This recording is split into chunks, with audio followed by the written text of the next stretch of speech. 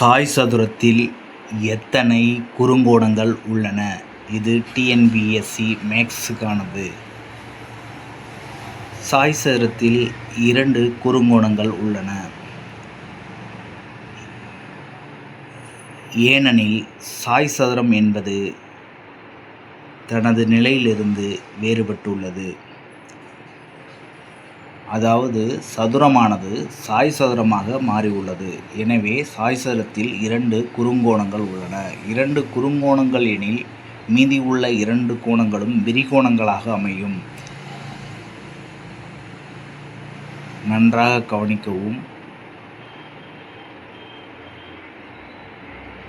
சாய் சதுரத்தில் 2 குறுங்கோணங்கள் உள்ளன. தொடர்ந்து ஆதரவு தரவும், சப்ஸ்கிரைப் செய்யவும், பெல் ஐக்கானை கிளிக் செய்யவும். நன்றி.